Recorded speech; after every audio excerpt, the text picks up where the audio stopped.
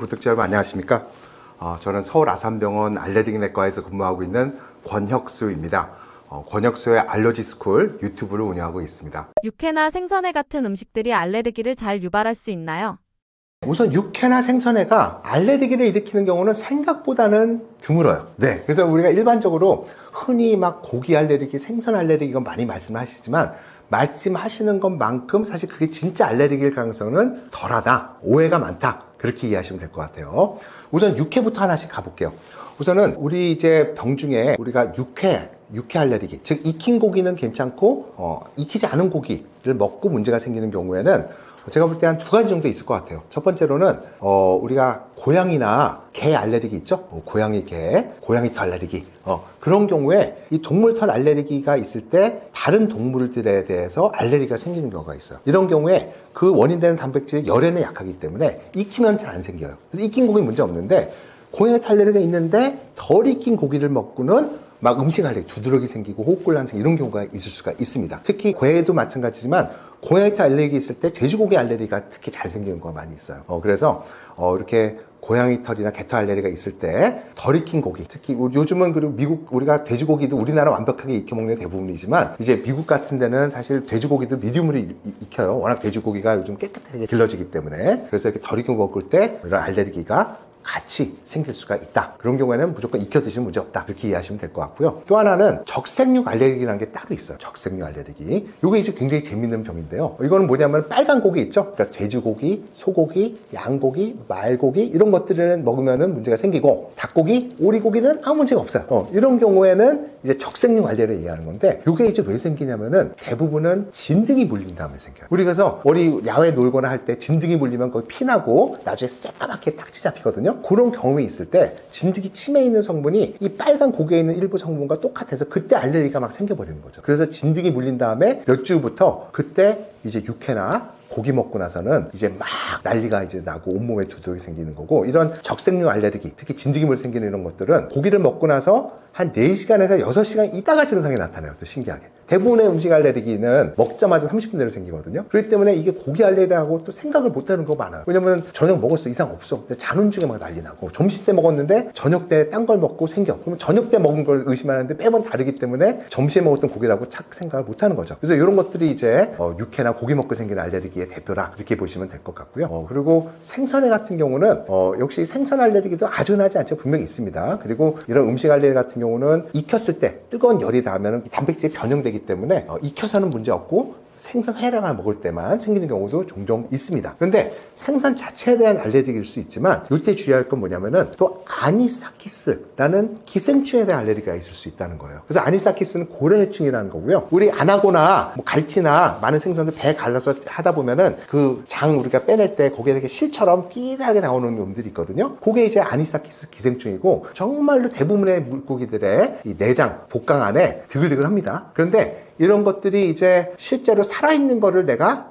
같이 오염돼서 먹었을 때 그게 장벽을 막 뚫고 들어가서 심한 복통들이 있고 난리가 나는데 그 기생충의 알레르기 반응으로 막 이렇게 토하고 온몸 두드러기 생길 수가 있고요. 더 나가서는 이제 아니사키스를 우리가 내장채로 이제 끓여 먹잖아요. 매운탕 같은 거. 그럼 그게 그대로 익잖아요, 같이. 그거를 먹었을 때도 역시 이러한 그 알레르기 반응이 생길 수 있어요. 그럼 그런 경우에는 생선 알레르기가 오해를 하지만 이제 사실은 그 기생충 알레르기일 수가 있는 거죠. 그래서 요약하자면은 생선회에는 이런 생선 자체에 대한 알레르기도 있었고, 또 알레르기도 익히면 없어질 수 있지만 일부는 오염된 기생충이 생길 수도 있다. 그리고 육회는 이제 고양이 털 알레르기 또는 적색육, 기생충이 진드기 물린 다음에 생기는 적색육 알레르기 때문에 발생할 수 있다. 그 정도로 요약할 수 있을 것 같습니다. 음식 알레르기와 식중독은 증상이 비슷한 경우도 많은데 어떻게 구분할 수 있나요?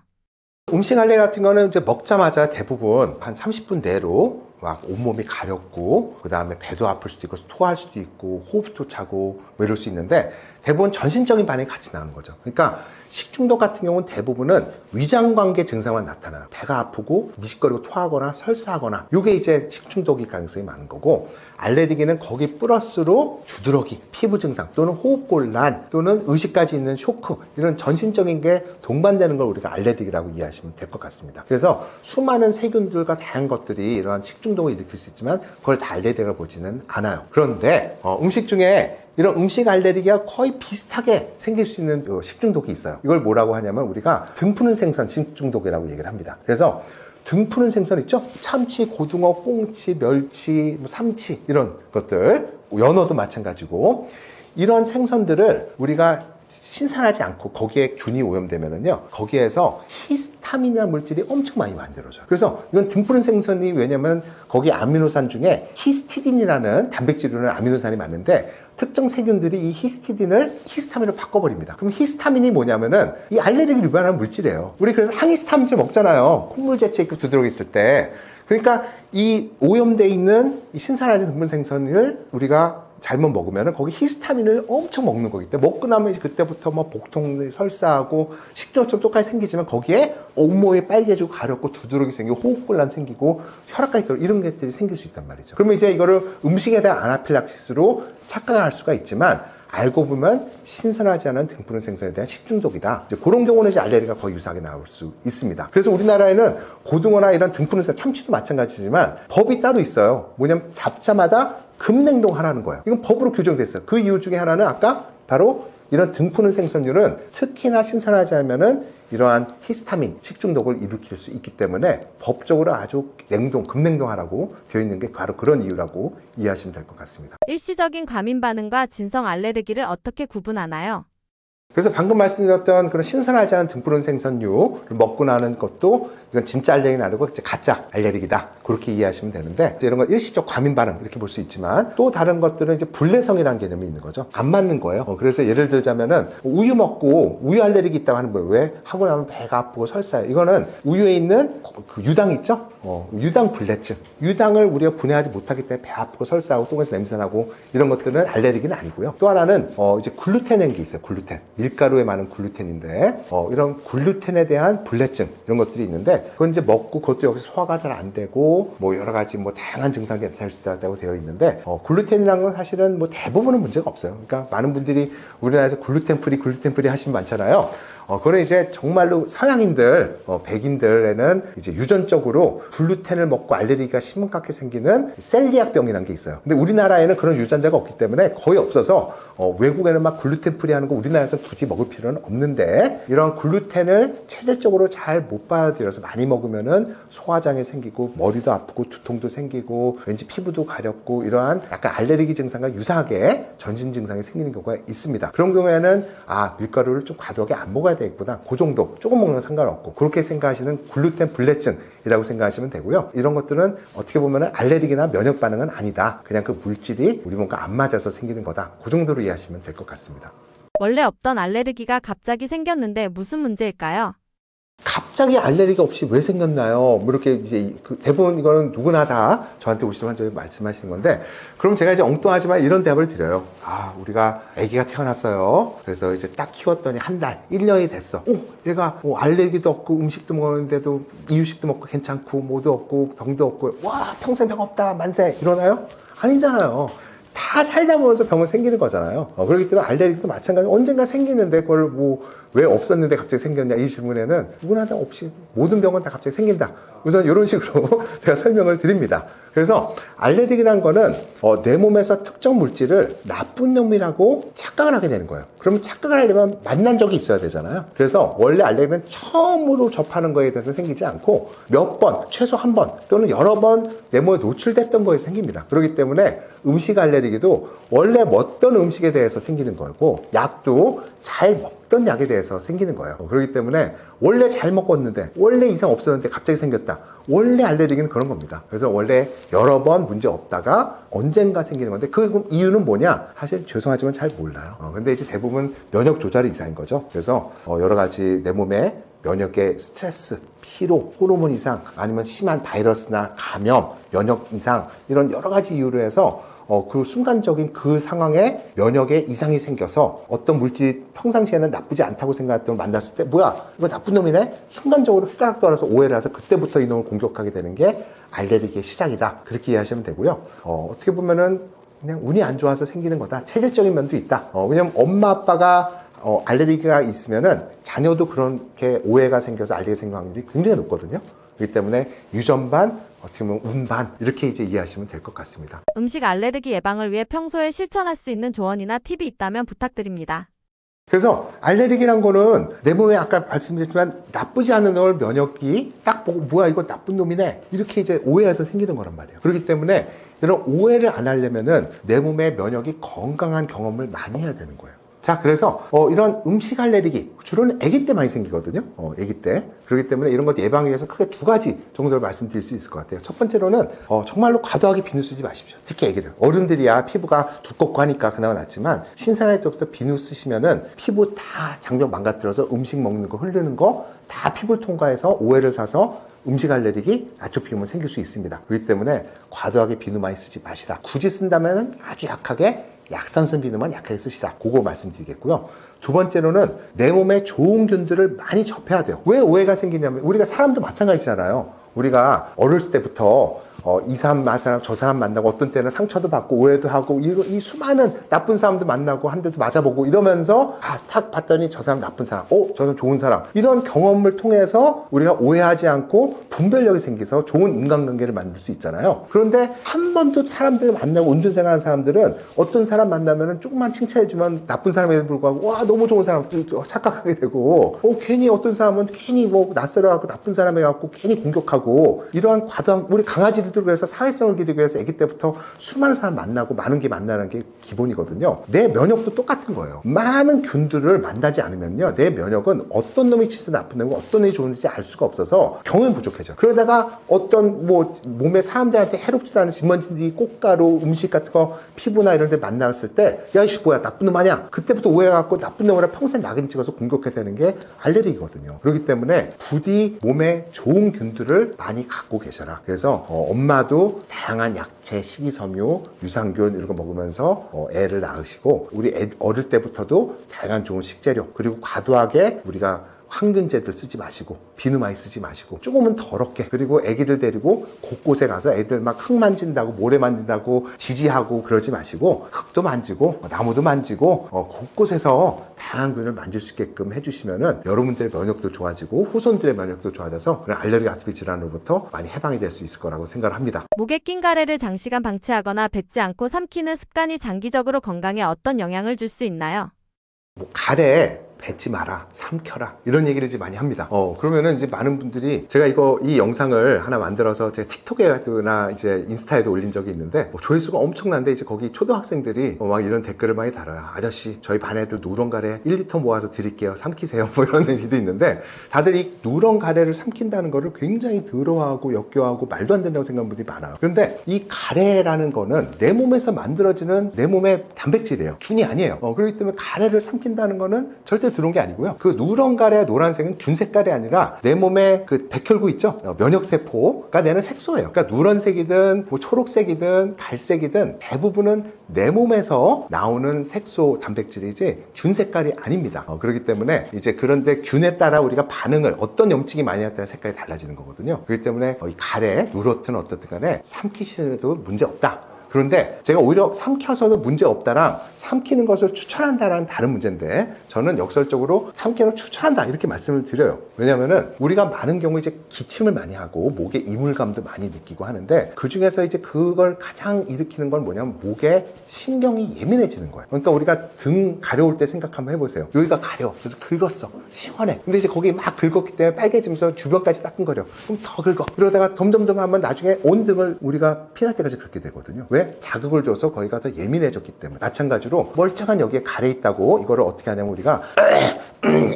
이러면서 뱉겠다고 여기를 그냥 팍팍 하면서 상처를 줘요. 그럼 목 안에 성대 주변이 시뻘겋게 부어오릅니다. 하도 쥐어짰기 때문에. 그럼 거기가 감각이 어떻게 돼 있어? 더 화끈거리고 가래가 더 있다고 느껴져. 그럼 더 뱉고 싶고. 이 악순환. 기침이라면은 기침 간질간질 하고 싶지만 그렇게 해서 가래를 뱉겠다고 하면은 더 기침이 더 나는 거죠. 그렇기 때문에 가래 뱉는 게 가래가 더 있다는 느낌을 더 증가시키고 기침을 나눌 때 기침을 더 하거나 가래를 뱉으면 기침이 더 증가하는 거는 여기 신경이 더 예민해지고 손상을 줘서 그런 거예요. 상처. 그래서 그렇게 하다 피 나면 또 폐암이라고 막 걱정되고 오시는데 다 본인이 가래 뱉겠다고 기침하다가 여기서 피 터져갖고 피 나서 오는 거고 대부분이거든요. 폐암이 아니라. 그렇기 때문에 중요한 거는 왜 가래를 삼키라고 하느냐 뱉는 행위 자체가 여기를 손상시켜서 가래가 더 있다. 그래서 이런 거 많이 하잖아요. 가래가 있는데 뱉어도 안 나온다. 대부분은 가래가 없기 때문에 그냥 감각적으로 예민해서 이만큼 있다고 느끼는 거고 실제는 없기 때문에 안 나오는 거예요. 그래서 꼭 가래는 너무 뱉으려고 목을 손상시키지 마시고 삼키시는 게 목을 보호하는 거다. 그렇게 이해해 주시는 게 좋겠습니다. 병원에 가지 않고 집에서 간단히 가래를 빼낼 수 있는 방법이 있을까요? 속에서 들끓는 가래를 효과적으로 배출할 수 있는 호흡법 있을까요? 자, 그래서 우선은 가래가 있다라고 느낄 때, 뭔 짓을 해도 가래가 안 나온다? 그러면 아까 방금 말씀드린 것처럼 이거는 여기 신경이 예민해서 가래가 있다고 착각하는 거지, 가래가 없을 수도 있습니다. 여기서부터 시작하는 거예요. 가래란 게 있다고 느낀다고 있는 건 아니다. 그렇지만 진짜 있는 경우 있죠? 뱉으면 나오는 경우. 그럼 그 가래가 어디서 나오는 거냐? 우선은 반은 코가 뒤로 넘어가 생기는 경우가 있고 반은 기관지 가래겠죠. 그래서 어떤 분들은 감기 때 나오는 대부분의 가래는 코가 뒤로 넘어가는 거예요. 여기서 올라오는 건 맞지만. 그렇기 때문에 이제 코 가래를 빼내는 게 중요하겠고요. 천식이 있거나 뭐 만성 폐쇄질환 기관지폐 문제가 있거나 아니면 폐렴이니까 이럴 때는 여기서부터 가래가 올라오겠죠. 그럼 이제 폐에 있는 거를 빼내야 된다. 이 두 가지 이제 빼내는 방법을 각각 한번 소개시켜 드려보겠습니다. 자, 우선은 코가 뒤로 넘어가는 경우에는 이게 느낌이 없어요. 우리가 누구나 코가 하루에 1리터가 뒤로 넘어가고 지금도 여러분들 코 넘어가고 있어요. 느낌이 없을 뿐인 거예요. 그런데 감기 걸렸을 때 끈적하게 넘어가도 못 느끼는 분들이 많이 있습니다. 거기가 감각이 둔해서. 자, 그러면은 이제 코가래를 어떻게 빼내냐면은 우선 이거를 푸는 것도 방법인데 풀면은 잘 안 나와요. 그리고 귀가 아프고 막 아파. 그럴 때는 빨아 마셔야 돼요. 그래서 어떻게 하냐? 그러면 이제 빨아 마셔야 되는데 제 코를 한번 좀 보세요. 빨아 마시면은요. 하면 여기가 쏙 들어가요. 이렇게 음압이 걸려서. 그러면 또 잘 안 되거든요. 그렇기 때문에 한쪽 코를 막고 여기를 벌려야 돼. 여기 뼈 밑에 여기 쏙 들어간 데를 여기를 비강 밸브라고 해요. 밸브 있잖아요. 열렸다 닫았다. 그런데 거기가 어떤 사람들은 넓은 사람 있잖아요. 좁아져 있는 분들이 있고 연골이 약한 분들은 하면 여기가 완전 딱 차단돼서 쭉 막혀버려요. 거울 보고 해보세요. 어떤 분들은 평생 이거 못 해본 분들도 있어요. 진짜로. 왜? 할 때마다 여기가 딱 좁아지거든요. 그래서 요렇게 막고 한쪽 코를 벌려서 세게 한번 순간적으로 빨아 마셔보세요. 그러면은 확 들어갑니다. 만약에 이게 잘 안 되면은요, 부드러운 젓가락 또는 뭐 이렇게 뾰족하지 않은 뭐 이런 거 클립 같은 걸 해서 넣고 여기다 넣고 그걸 벌리는 거죠. 이게 좁아지지 않게. 이 상태에서 해보시면은 확 넘어가는 걸 느낄 수 있어요. 여기도 똑같이 해서 아니면 손으로 당겨서 이렇게 그렇게 해서 했을 때 확 넘어가는 게 있고 꿀꺽 삼켜진다. 이러면 이제 코가래가 있는 거죠. 그런 경우에는 그렇게 해서 코를 많이 해서 뱉어내시면 되는 거고 이걸 할 때 이제 입천장을 약간 떨면은 이게 더 잘 되거든. 그래서 이렇게 해서 소리 들리죠? 이렇게 들어. 이렇게 하시면은 입천장도 떨리면서 꿀꺽 삼키게 됩니다. 그렇게 해서 배출해내시면은 한 또 30분, 1시간 가래 없이 유지할 수가 있다. 그래서 그게 코가래 있다 없다를 이제 분별하는 방법이 되겠고요. 이런 경우에는 이제 식염수 코세척이 도움이 많이 돼요. 코 안에 있는 걸 빼내니까. 그래서 식염 코세 방법은 제가 또 권혁수 알러지 글에 올려놓은 영상 보시면 될 것 같습니다. 그 다음에 이제 기관지 가래죠. 아무리 해내도 많은 어르신분들이 가래 때문에 내가 나오지도 않고 숨 막혀 죽을 것 같다. 이렇게 보시면 되는데 요거를 이제 뱉겠다고 아까 기침을 하면은 목이 다 망가져요. 그러면 더 예민해져서 가래가 더 있다고 느껴지고 힘들거든요. 그래서 목에 부담 없이 가래를 빼내는 방법이 있는데 이거를 허프 기침 또는 허핑 기침이라고 얘기하는 건데 이건 뭐냐면은 이런 거예요. 거울에다가 입김 부는 거 있죠? 완전 이렇게 힘 빼고 이거를 0.1초 만에 세게 하는 겁니다. 그럼 소리가 안 나는 거죠. 그러니까 성대에 무리가 안 나는 거예요. 그래서 숨을 끝까지 쉬었다가 이러는 거죠. 그러니까 이걸를 촛불 50개 끈다 그 느낌으로. 그래서 이제 하는 방법은 목에 이제 이완을 시키기 위해서 좀 더 여유있게 하면 숨을 우선은 크게 5번 정도를 심호흡을 하는 겁니다. 복식호흡으로 해서 하고 끝까지 하고 3초를 참아요. 그리고 여기서 내쉬고 편하게 끝까지 하는 게 중요해요. 폐를 최대한 분리해야 됩니다. 하고 3초 참았다가 내쉬고 이걸 5번 정도 한 다음에 마지막에 이거를 숨을 끝까지 마셔요. 그 다음에 끝까지 마신 다음에 여기서 한두 번 더 마십니다. 이 상태에서 아까 컹 소리 내지 말고 하품하듯이 0.1초 힘을 줘서 이렇게 하는 거죠. 순간적으로. 그러면 여기에 깊이 있던 가래가 툭 튀어나와요. 그러니까 사람들 앞에서 하시면은 사람들 면전에다 누런 가래 탁 나올 수 있습니다. 그러니까 혼자서 구석에서 하시면 된다. 이렇게 하시는 거를 목적은 뭐예요? 목에 부담 없이 가래 빼는. 이걸 반복하시면 되고 이게 어르신 힘이 없으신 분들은 이게 잘 안 돼요. 이걸 하라 그래도 이렇게 되는 경우. 그래서 제가 이제 좋아해드는 거는 펌프질하는 이미지로 해서 하면 힘을 좀 팍 줄 수 있거든요. 순간적으로 이런 식으로 하면은 세게 팡팡 가래를 빼낼 수 있습니다. 그렇게 하는 방법이 있다. 그 다음에 이제 고급 버전인데 정말 깊이 있는 가래를 빼내는 방법. 이건 뭐냐면은 이제 좀 힘들어요. 숨을 끝까지 내셨다가 쉬는 방법이에요. 우리가 이제 기관지가 있으면 이렇게 관이 이렇게 있잖아요. 이 벽에 가래가 묻어 있거든요. 근데 이거를 아무리 숨을 세도 벽에 묻어 있는 게 잘 안 나와요. 그럴 때 어떻게 하냐면 숨을 끝까지 내쉬면은 기관지가 이렇게 오므려지거든요. 밖에서 누르니까 폐가. 그러잖아요. 막 누르면은 이 벽에 있던 가래들이 서로 이렇게 닿잖아요. 다음에 어떻게 돼요? 다시 열 때 뭉쳐진단 말이에요. 우리 물 같은 거 표면에 묻어 있을 때 손으로 이렇게 대면은 나중에 방울처럼 이렇게 모일 수 있잖아요. 가래도 마찬가지로 벽에 얇게 묻어 있는 것들을 이 기관지 벽을 한번 쪼그려져서 붙였다가 다시 떼낼 때 덩어리가 져서 서로 뭉쳐요. 그래서 그거를 뭉친 다음에 뱉어내는 거죠. 그래서 숨을 어떻게 하냐면 끝까지 내쉬는 겁니다. 보세요. 내쉴 때 힘을 더 내쉬는 이 상태에서 다시 끝까지 마시고 3초를 참아요. 더. 이걸 반복하는 거죠. 그러면 어느 순간에 끝까지 내쉴 때 가래가 뭉친 거 할 때 갑자기 가래가 확 이제 덩어리진 게 뭉쳐지면서 막 나와요. 그럴 때 누런 가래가 팍팍 튀어납니다. 그래서 막 1주, 2주 동안 안 나왔던 누런 가래가 그렇게 했을 때 갑자기 덩어리로 막 나올 수 있어요. 주의하실 점은 이때 정말로 기침이 너무 심하게 나와서 정말로 이렇게 토할 수도 있고 정말 기절할 수도 있습니다. 심한 기침이 나올 수 있기 때문에. 그렇기 때문에 이제 어르신분들 같은 경우는 가급적이면 앉아서 이거를 숨 끝까지 내쉬다가 숨 끝까지 쉬었다 이걸 반복해서 뱉어내시면 깊은 가래를 좀 잘 뱉어낼 수 있습니다. 여기서는 이제 정말 기침을 세게 해야 되는 거죠. 그렇게 해서 가래를 뱉어내시면 됩니다. 근데 이제 주의할 점은 이렇게 해서 가래를 이렇게 한 다음에 목 보호한다고 가래가 올라온 거를 삼키시면 되는데 이걸 다시 뱉겠다고 있는데 거기서부터 이제 이러시면 이제 목 다 망가지는 거죠. 그렇기 때문에 그렇게 해서 가래 뱉어내시고 웬만하면 입까지 나온 건 뱉어내시면 되고 목에 걸려있다 느끼는 거는 그냥 삼키시면 될 것 같습니다. 물 마시면 됩니다. 마른 기침이 멈추지 않을 때 집에서 간단하게 할 수 있는 응급처치 방법이 있다면 무엇인가요? 우선 마른 기침이 멈추지 않을 때 우선은 해볼 수 있는 거는 아까 방금 전에 말씀드린 것처럼 가래가 있다면은 깊은 가래가 있어갖고 안 나와서 마른 기침을 느낄 수 있거든요. 그래서 한번 정말로 이렇게 코가 뒤로 넘어가서 하는지 가래 빼내고 아니면 아까 깊은 가래 기침 해서 가래를 빼내보고 그래도 없다면은 이제 호흡법을 해봐야 되는 거죠. 그래서 이제 호흡법은 뭐냐면은 우리가 입을 오므려서 하는 호흡이에요. 그래서 이거는 이제 깊은 호흡을 하는 게 아니고 우리가 이게 코로 천천히 숨을 쉰 다음에 복식 호흡을 한 다음에 입을 오므려서 입으로 천천히 오래 내쉬는 거예요. 그래서 입에 한 바늘구멍처럼 한 다음에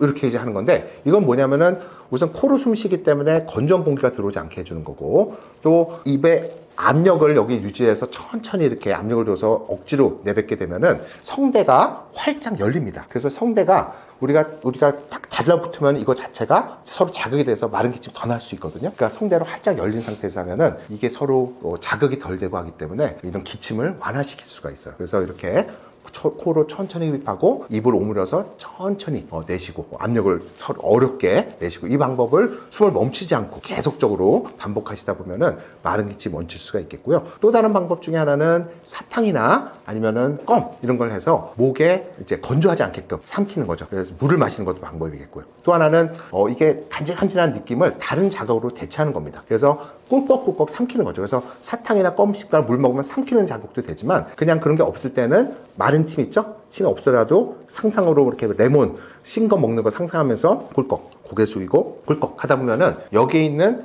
기침을 유발하는 다른 근육들이 다른 쪽에 신경을 쓰면서 이완도 되고 다른 쪽으로 그 기침하고 싶은 욕망을 돌리게 됨으로써 마른 기침을 좀 완화시킬 수 있는 그 효과가 있습니다. 또 일부 연구에서는 꿀 있죠? 꿀을 한 몫 그냥 사지 말고 꿀을 끈적한 채로 한 티스푼 먹고 입에 머물고 있으면은 꿀 자체가 그 단계 목에 코팅이 되고 완화시켜주고 또 거기를 습하게 유지시켜줌으로써 거기에 자극되어 있는 신경을 완화시켜준다는 얘기도 있고요. 특히 이제 마누카꿀 있죠? 이런 것들이 특히 더 효과가 좋다. 이런 연구 결과들도 있습니다. 그래서 집에 꿀이 있다면은 꿀 한 스푼 삼키면서 이런 여러 가지 방법들을 해보실 수 있을 것 같습니다. 가래가 실제로 나오지는 않지만 계속 가래 낀 듯한 느낌이 드는 원인은 무엇일 수 있을까요?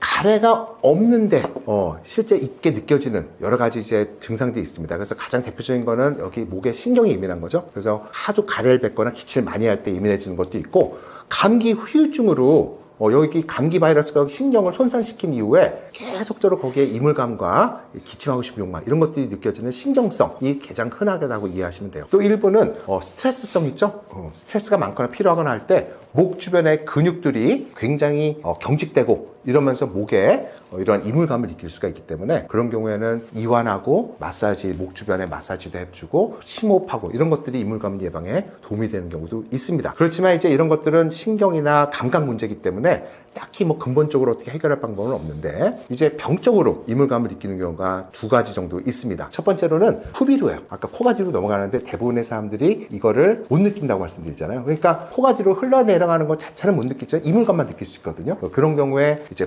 코가 있는 건지 그래서 비염 치료로 우리 병원에 가서 진료받아 비염이 있다면은 그런 것들이 좋아질 수 있고 그런 경우에는 식염수 코세척도 굉장히 많은 도움이 될 수 있거든요. 그래서 식염수 코세했더니 그런 이물 없어졌다. 아, 내 코 때문에 그렇구나. 그렇게 이제 생각해 볼 수도 있을 것 같아요. 또 다른 거는 위식도 역류증이죠. 그래서 이제 위의 물질들이 식도 쪽으로 올라오기도 하고 또 역까지 올라오기도 하는데 그게 위산만이 올라오는 거가 아니라 위에는 펩신이라는 강력한 단백질을 분해하는 고기를 완전히 흐물흐물 없애는 그 효소 있잖아요. 그런 것까지 올라올 수가 있거든요. 그럼 그런 것들이 올라오면은 여기 주변에 염증을 일으키고 왜냐면 고기도 녹여버리는 효소인데 내 몸 살은 안 녹이겠습니까? 그런 것들이 성대 주변 이런 데를 손상시키고 신경도 자극하고 그러면서 이렇게 가래는 없이 이물감과 이런 것들을 유발할 수가 있어요. 그래서 만약에 이런 위식도 역류증이다 이럴 때는 제산제 복용하는 것도 도움이 되고 내과에 가서 이런 역류증 약 먹어보시면 도움이 많이 될 수 있을 것 같습니다. 기침 중 참아야 하는 기침과 참지 않아도 되는 기침은 어떤 차이가 있나요? 구분하는 기준이 있다면 알려주세요. 뭐 웬만한 기침은 참는 게 목보에는 좋은데요. 가래가 많이 나오는 기침은 그 안에 염증이 있다는 얘기잖아요. 코에 염증이 있든지 이건지 있든지 그런 거는 참든 안 참든 이거는 어쨌든 가래를 뱉어내야지 내 숨을 안 막히고 사는 거니까 그럴 때 기침해야죠. 그렇지만 아까 웬만하면 제가 아까 목을 보호하는 허프 기침 이런 식으로 해서 가래를 배출하는 게 필요하고 이건 정말 필요한 기침인데 마른 기침이 정말 불필요한 기침인 거죠. 그래서 참을 수 있으면 참아야 되는 거고 목만 손상되는 거고 그 마른 기침을 일으키는 원인을 좀 찾아봐야 되는데 이런 마른 기침의 상당 부분은 그냥 여기 간질간질 신경 자체가 예민해지는 기침신경 과민성이라는 병일 가능성이 많아요. 예민해지는 거죠. 그래서 그런 경우에는 가급적이면 심리적으로도 참을 수 있도록 노력해서 보호하는 게 도움이 되는데 사실 뭐 기침이라는 게 안 참아지니까 병인 거죠. 근데 이제 기침이라는 게 두 가지가 있습니다. 하나는 수의적 기침, 내가 일부러 하는 기침이 있고 내가 불수의적, 내가 어쩔 수 없이 하는 반사적 기침이 있는 거예요. 이걸 먼저 구분해 주실 필요가 있어요. 그래서 발작적 기침은 예를 들자면 지하철이나 엘리베이터 탔거나 회의 중이나 이럴 때 아니 밥 먹고 있거나 할 때 막 기침이 나오려고 해. 그럴 때 내가 여기서는 창피하니까 참아야지 하면서 참을 수 있으면 이거는 대부분 발작적 기침은 아니에요. 이거는 그냥 내가 간지가 느낀 거를 기침하고 싶은 욕망이 생긴 거죠. 그죠? 근데 반대적으로 하고 싶어. 근데 중요할 때 엘리베이터나 이럴 때나 밥 먹다가 앞에 있는 사람한테 한번 기침 튀니까 이럴 때는 내가 근데 참을 수 있어. 이런 경우는 대부분은 내가 목을 시원하라고 사실 일부러 하는 기침인 거거든요. 그런 경우에는 내가 가래가 꼈기 때문에 일부러 헛기침이라든지 아니면 습관적으로 뭔가 답답하니까 자꾸 습관적으로 하는 기침도 있고 어떤 정신적인 틱처럼 하는 기침도 있고 이런 경우가 많이 있어요. 그래서 이 두 개를 사실 구분하는 게 더 중요합니다. 그리고 참을 수 있는 기침들은 행동 교정을 통해서 내가 생각해보니까 밥 먹을 땐 참았고 엘리베이터 할 때 참았네? 참아야겠다. 그래서 기침을 안 하도록 노력하시는 게 오히려 기침을 줄이는 목을 보호하는 데 도움이 된다. 그렇게 이해하시면 되고 가래도 많이 나오면서 발작적으로 나온다. 이거는 분명 기침을 어쩔 수 없이 참는 것도 안 되고 병원 가서 원인 찾고 치료하셔야 되는 거죠.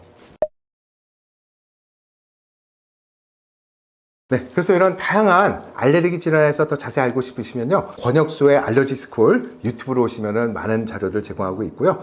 또 전국에 많은 알레르기 내과가 있습니다. 그래서 이런 알레르기 내과에서 진료 보시면은 여러분이 갖고 있는 힘든 점들 다양하게 해결해 줄 수 있을 거라고 생각합니다. 네, 오늘 시청해 주셔서 감사합니다. 안녕히 계세요.